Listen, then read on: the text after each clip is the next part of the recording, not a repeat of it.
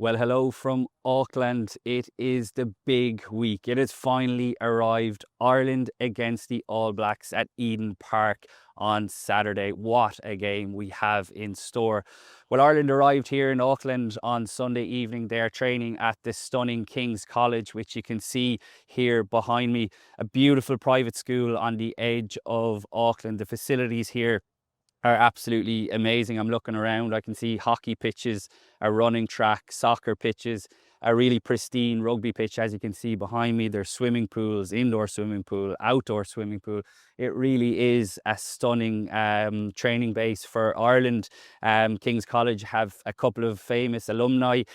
Connacht out half Josh Ione went here. The great Ali Williams, the Centurion All Blacks lock, also went here. And any golf fans will probably recognise the name Ryan Fox, of course, the son of Grant Fox. He also attended here in his younger days. Well, like I said, Ireland left Sydney on Sunday following their win over Japan in Newcastle. And it really feels already like everything has just stepped up in intensity. It's the last game of the season, and what a fitting place it is to end what has been another long season for Irish rugby. Sort of apt in a way as well that Ireland will have started their season against New Zealand and they'll also finish it against New Zealand. Of course, they will be hoping for a much better performance than the one that they delivered at Soldier Field in Chicago earlier this season, when lots of the players were coming off the back of a long line, so didn't have a huge amount of game time under their belt. This is completely different. It's at the end of the season. I think it's remarkable to see that I think the majority of the 36 players in the squad are fit and available, which is a testament, I think, to not only the players themselves and their fitness and their conditioning, but also the strength and conditioning staff who have looked after the players so well. So having a 36-man squad fit and available for the last game of the season, as brilliant and all as it is it throws up a few selection decisions for Andy Farrell, of course, that he will welcome them across the board. So what are we looking at in terms of this weekend, in terms of the potential team? Well, let's start in the back three. The big news is that Robert Balakoon is going to train here today. He's been obviously nursing the hamstring injury that ruled him out against Australia, and Ireland opted against taking any risks with him against Japan last week to keep him fresh, to unleash him against the All Blacks in Eden Park on Saturday. So he looks set to come back in on the right wing. Hugo Keenan was one of several players who got a rest against Japan. He looks set to come back in at fullback. Left wing is less clear, I would suggest. I think if you're looking for hints over the last couple of weeks, we'll remember that Jamie Osborne was the one who started on the left wing against the Wallabies, and perhaps tellingly, he finished the game against Japan on the left wing as well last weekend. So he would probably be, I would reckon, the preferred choice from Andy Farrell, who really likes to get Jamie Osborne into his team. But that said, Jacob Stockdale is obviously an option, and Jimmy O'Brien for sure. I think he's been one of Ireland's quietly better players over the last 2 weeks, so he'll be in the mix too.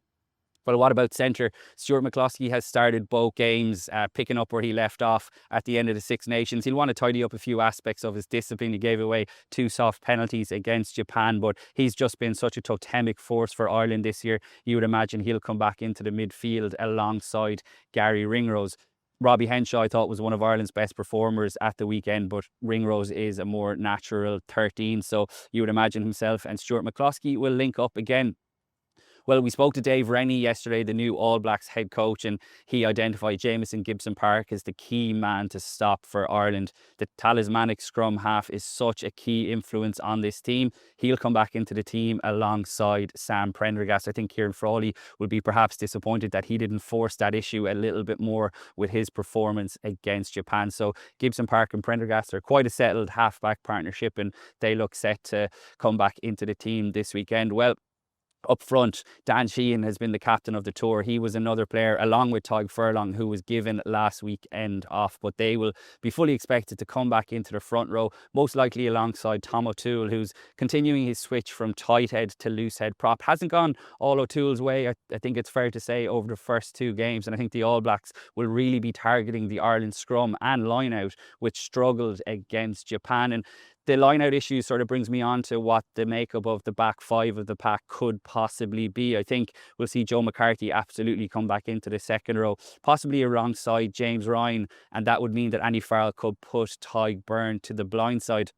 having three locks in your team, look, it goes without say, it's pretty simple, isn't it? Will help, it should help in theory anyway, your line out. So I wouldn't be surprised if Andy Farrell looks to put Tadhg Beirne to blindside, Josh van der Flier back in at open side, even though Nick Timoney was, I thought, excellent against Japan last week. He's just really banging form, but I think the pop that he gives you off the bench is something that Andy Farrell and the Ireland coaches really value. So if Tadhg Beirne was to go to blindside, I think we'll see Jack Conan almost certainly revert back to his preferred number 8 position. He started on the blind side last weekend. So that's sort of how I'm reckoning the starting 15 is shaking up. What about the bench? I think Ronan Kelleher, like, he'll have a point to prove after the line out yips, I think it's fair to say, against Japan last week on what was his 50th cap. Good news as well is that Jeremy Loughman is due to have recovered from the head injury that he suffered against Australia. He was stood down for the game last weekend, but he looks set to be past fit this week as long as he hits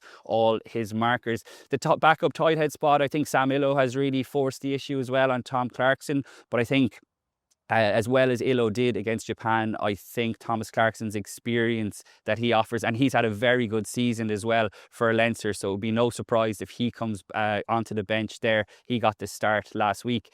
And if Tadhg Beirne is going to start a blindside, then I think Andy Farrell will have scope to put Sean Jansen on the bench. He was the big winner against Japan last week. One of 4 debutants, of course. The Connacht number 8 was outstanding, and I think it was as perhaps a hint that he's going to be involved this week because he was taken off so early against Japan. So perhaps you could see Sean Jansen on the bench along with Nick Timoney, who, like I mentioned, has just become such a key player for Ireland off the bench. And then I would imagine it would probably be 5-3 again. Andy Farrell could go 6-2, but I think he'll stick with the 5-3, mainly because Bundy Aki has been playing so well. He had a couple of issues for sure against Australia, but he was excellent, I thought, off the bench against Japan. He really helped Ireland see home that victory. So I think you're probably looking at Craig Casey, who, a bit like Cian Tracey, will probably feel like they didn't take their opportunities against Japan last week. Nathan Doak and Harry Byrne both putting pressure on there, but I think Andy Farrell will side with the experience, the versatility that Cian Tracey offers. And Henshaw and Aki is probably quite a close call as well, but I just think Aki coming back to New Zealand, I think he'll have a chip on his shoulder as well, and he's had a really good season with Connacht. So that's how the 23 is shaping up here at the moment. Ireland are just about to come out and begin their training session, which will be one of the biggest sessions of the week. We're going to talk to Andrew Goodman, who's back in his native New Zealand afterwards, and we're going to talk to a few of the Ireland players. So make sure you stay tuned for all of that on the Irish Independent as we continue the build-up to the game at Eden Park, where Ireland have a shot at history trying to take down the All Blacks' 52-game unbeaten record. They haven't lost there since France in 1994. As Andy Farrell has said, this is a once-off, it's a shot at history, and Ireland look like they're going to be in a good place. So make sure you stay tuned, and we'll have all the best coverage on the Irish Independent.